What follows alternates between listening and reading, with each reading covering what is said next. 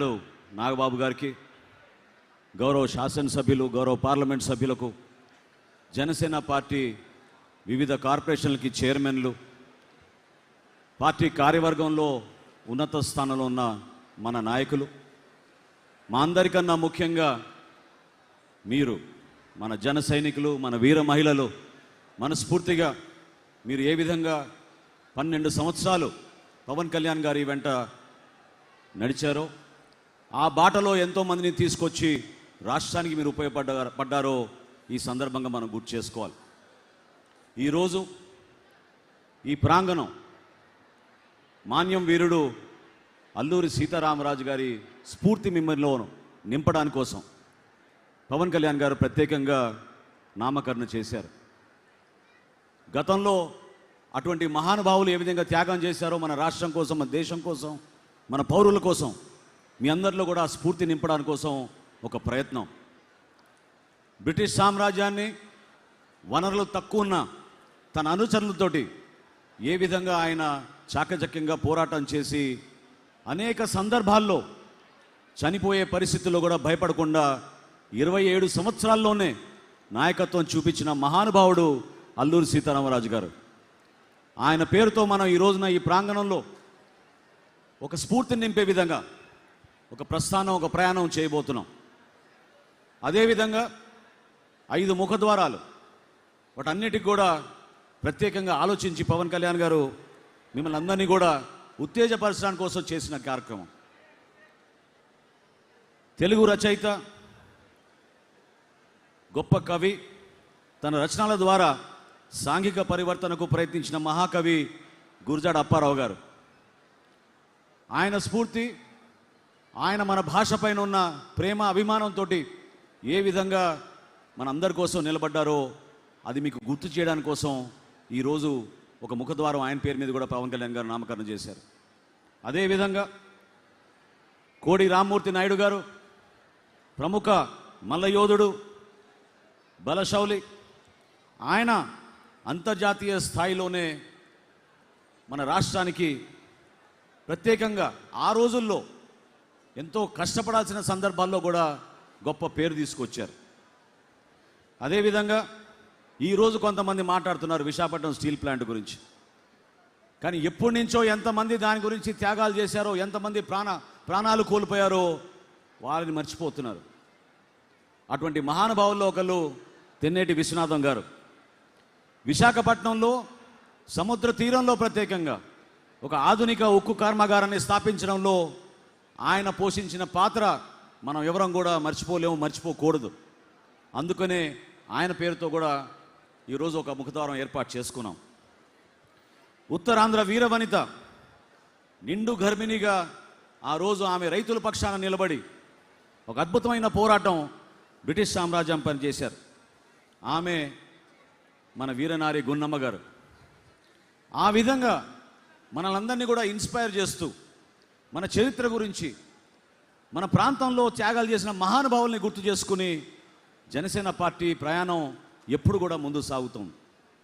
మీరందరూ కూడా ఆలోచించాల్సిన ముఖ్యమైన అంశాలు, మీలో ఒక కొత్త భావన వచ్చే విధంగా దేనికోసం ఈ ప్రయాణం అని తెలపాల్సిన బాధ్యత కూడా మన పైన ఉందని మన పార్టీ అధ్యక్షుడు పవన్ కళ్యాణ్ గారు ఎప్పుడు చెప్తూ ఉంటారు. ఒక రిజిస్టర్డ్ పొలిటికల్ పార్టీ నుంచి జనసేన ఈరోజు ఒక రికగ్నైజ్డ్ పొలిటికల్ పార్టీగా ఎదిగింది. దాని వెనక ఎంతోమంది కృషి చేశారు. ఇందాక యువత ఎంతోమంది మాట్లాడారు. నిన్న మొన్న జరిగిన సేనానితో జరిగిన ఆ కార్యక్రమంలో ప్రతి ఒక్క సామాన్యుడు, కార్యకర్త, వీరమహిళ ఏ విధంగా వాళ్ళు కష్టపడి పార్టీ కోసం నిలబడ్డారో, ఏ విధంగా పవన్ కళ్యాణ్ గారు వాళ్ళని గుర్తించారో గర్వంగా చెప్పుకోగలిగారు. ఈరోజు ఇందాక మహిళ అక్కడ గ్లాస్ సింబల్ పట్టుకుని ఆమె చూపిస్తూ ఉంటే, మనకి ఈ రికగ్నిషన్ ద్వారా ఈరోజు జాతీయ స్థాయిలో మన రికగ్నైజ్ పొలిటికల్ పార్టీగా ఎదిగితే మనకి ఆ గ్లాస్ సింబల్ పర్మనెంట్గా జనసేన పార్టీ అభ్యర్థులకు ఎక్కడ పోటీ చేసినా మనం సాధించుకోగలిగాం. దాని వెనక ఏమాత్రం స్వార్థం లేకుండా సుదీర్ఘమైన ప్రస్థానం చేసిన మన నాయకుడిది. ఆ స్ఫూర్తి మీరందరూ కూడా నిలుపుకోవాలి. కార్యక్రమం ప్రారంభంలో వీర మహిళ గోవిందమ్మ గారిని ఎందుకు మనం గుర్తించాం, ఎందుకు ఆ గౌరవం ఇచ్చాం? ఎందుకంటే మరువలేని సంఘటన అది. అర్ధరాత్రి పూట మన అధ్యక్షుడిని ఆ రోజు నిర్బంధించి నోవోటెల్లో పెడితే ఆ మహిళ 3 సంవత్సరాల బిడ్డతో వచ్చి నోవోటెల్కి ఎదురుగా సముద్ర తీరాన కూర్చుని రాత్రంతా దీక్ష చేసి పవన్ కళ్యాణ్ గారిని విడిచే వరకు నేను వెళ్ళనని చెప్పి ఆమె నిలబడిన తీరు మనందరినీ కూడా ఉత్తేజపరచాల్సిన సందర్భాలు మర్చిపోకండి. ఎందుకంటే ఈ రోజున కొంతమంది ఆవేశంతో, కొంతమంది అనుభవం లేక పార్టీ గురించి, ఆయన పడిన కష్టాల గురించి మర్చిపోయి క్షేత్రస్థాయిలో జరుగుతున్న కొన్ని వాస్తవ పరిస్థితులను ఆధారం చేసుకుని మమ్మల్ని ఎవరు పట్టించుకోవడం లేదనుకుంటున్నారు. ప్రభుత్వం వచ్చి 14 మాసాలైంది. పరిపాలన పైన ఒక పట్టు తెచ్చుకోవాలి.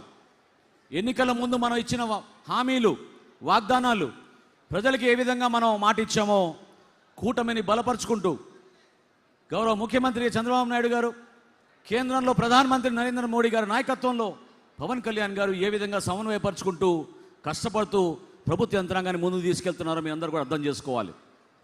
ఏ కార్యక్రమం చేసినా సామాన్యుడి కోసం ఆలోచిస్తారు. ఏ పథకం తీసుకొచ్చినా మీ అందరికీ ఉపయోగపడే విధంగా ఆలోచిస్తారు. ఎవరికి ఇక్కడ స్వార్థాలు లేవు. ఒక్కసారి దయచేసి ఆలోచించండి. మీరు 5 సంవత్సరాలు ఎంత నష్టం జరిగిందో మన రాష్ట్రానికి, ఆర్థికంగా ఎంత వెనకడుగు వేశాం, ఎంత దుర్మార్గంగా ప్రవర్తించారు, ఏ విధంగా వాళ్ళ అరాచకాల వలన కనీసం ప్రజాస్వామ్యంలో పోటీ చేసుకోలేని పరిస్థితి తీసుకొచ్చిన వైఎస్ఆర్సీపీ పాలకుల గురించి మీరందరూ కూడా గుర్తుపెట్టుకోవాలి. ఒక్కొక్క సందర్భాల్లో మీ మెమరీ తక్కువ ఉండొచ్చు, కానీ మర్చిపోబాకండి. దయచేసి ఆంధ్రప్రదేశ్ రాష్ట్ర ప్రజలందరినీ కూడా నేను సవినయంగా కోరుతున్నాను.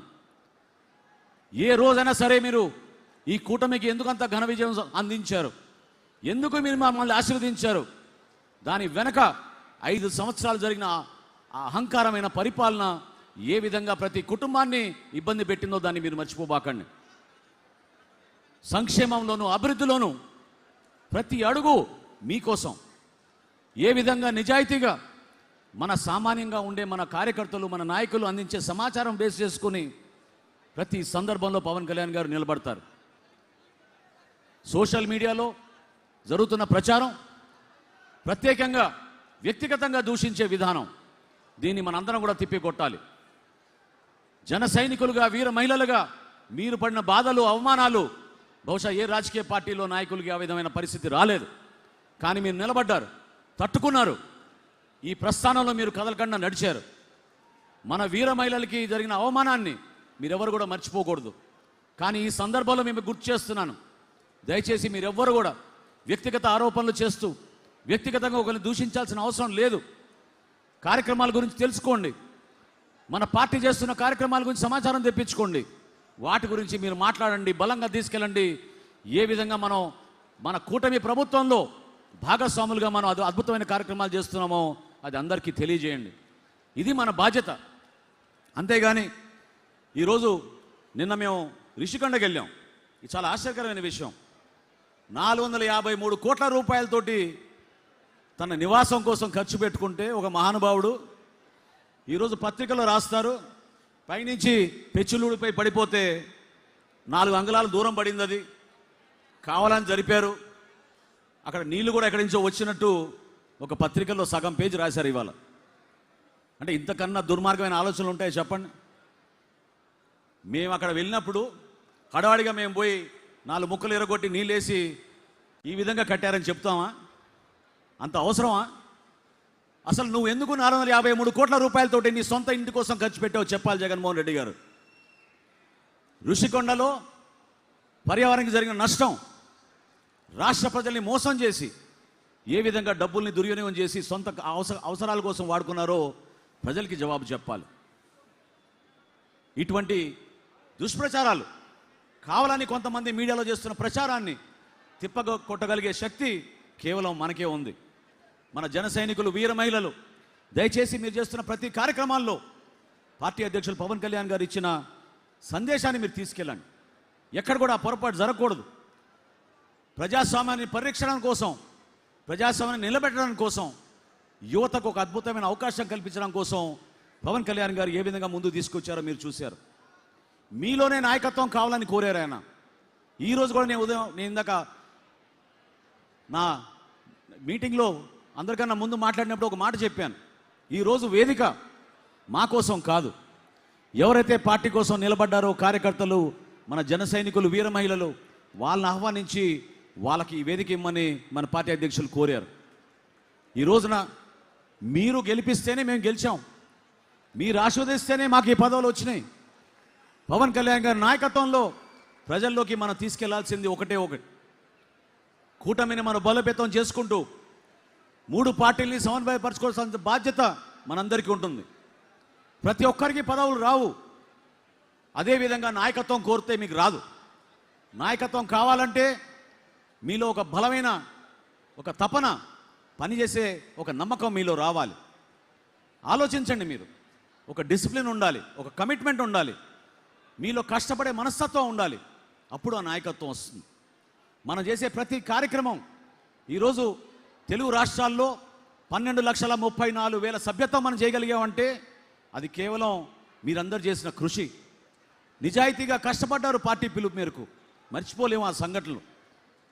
పార్టీ నుంచి మేము చేయాల్సిన కార్యక్రమాలు ఎప్పుడు కూడా మీకోసం అంకిత భావంతో చేసుకుని ముందుకెళ్తాం. నేను పార్టీ చేరక ముందు పవన్ కళ్యాణ్ గారితో అనేక సందర్భాల్లో మాట్లాడుకున్నప్పుడు ఒక ముఖ్యమైన అంశం నేను చాలా సందర్భాల్లో ప్రస్తావించాను. పదవుల కోసం కాదు మేము చేసిన ప్రయాణం. నేను అప్పటికే శాసనసభాపతిగా ఉన్నాను. పవన్ కళ్యాణ్ గారు ఎప్పటి నుంచో సమాజానికి అంకితం అయిపోయారు. దేనికోసం ఈ ప్రస్థానం అని అనుకున్నాం ఆ రోజున. ఈ ప్రస్థానం మీకోసం, మీకు ఒక చక్కటి వేదిక జనసేన ద్వారా కల్పించడానికి కోసం, ఈ పార్టీ ద్వారా భారతదేశంలో, రాష్ట్రంలో ఒక మార్పు తీసుకొచ్చి ప్రజాస్వామ్యాన్ని నిలబెట్టి ప్రతి ఒక్కరికి మేలు చేయడానికి కోసం, ఒక తపనతో పనిచేయడానికి కోసం ఈ కార్యక్రమం. అంతేగాని స్వార్థ రాజకీయాల కోసమో స్వలాభం కోసం కాదు ఈ ప్రయాణం. మీరందరూ కూడా ఒక అంకిత భావంతో, ఎన్నికలు అయిపోయినాయి, 14 మాసాలు పూర్తయిన ప్రభుత్వం వచ్చిన తర్వాత మన బాధ్యత ఏంటనేది మీరు ఆలోచించాలి. నిలబడండి, ఒకే ఒక మాట మీద నిలబడండి. మన పార్టీ అధ్యక్షులు పవన్ కళ్యాణ్ గారు మనకి ఏం చెప్తారో అది చేద్దాం, దానికి అంకిత భావంతో పనిచేద్దాం, ప్రజల్లోకి తీసుకెళ్దాం. ఇది మన బాధ్యత. ఎన్నికలు వచ్చినాయా రాలేదా, ఎవరికి ఎన్ని సీట్లు వస్తాయి, దాని గురించి కాదు. నిలబడాల్సింది మన పార్టీని మనం బలోపేతం చేసుకోవాలి, సంస్థాగతంగా ముందుకు తీసుకెళ్ళాలి. ఆ ప్రస్థానంలో మనం భారతీయ జనతా పార్టీ నాయకుల్ని గౌరవించాలి, తెలుగుదేశం పార్టీ నాయకుల్ని గౌరవించుకోవాలి. క్షేత్రస్థాయిలో జరుగుతున్న ప్రతి ప్రభుత్వ కార్యక్రమంలో జన సైనికులు, వీర మహిళలు పాల్గొనాలి. ఇది మన ప్రభుత్వంగా మీరు భావించుకొని ముందుకెళ్లాలని చెప్పి మిమ్మల్ని అందరినీ కూడా కోరుకుంటూ, ఇంత అద్భుతమైన అవకాశం 3 రోజుల నుంచి విశాఖపట్నంలో ఎంతోమందిని కలవగలిగాం. దూర ప్రాంతాల నుంచి కష్టపడి తిరిగి వచ్చారు. పేరు పేరున ఈ ఆహ్వాన కమిటీకి కష్టపడి పనిచేసిన మన గౌరవ శాసనసభ్యులకి, ఈ 12 మంది కమిటీలు ఏదైతే వారం 10 రోజుల నుంచి అహర్నిశలు కృషి చేశారు ఏర్పాటు చేయడానికి, పోలీస్ సిబ్బందికి, అధికారులకు, మన పార్టీ అధ్యక్షులు పవన్ కళ్యాణ్ గారికి మనకి ఇటువంటి వేదిక కల్పించినందుకు గర్వంగా మనం జనసేన అని చెప్పుకునే విధంగా ముందుకెళ్ళడానికి ఆయన కల్పించిన ఈ అవకాశాన్ని నేను ప్రత్యేకంగా ధన్యవాదాలు తెలుపుకుంటూ సెలవు తీసుకుంటున్నాను. జై జనసేన, జై జనసేన.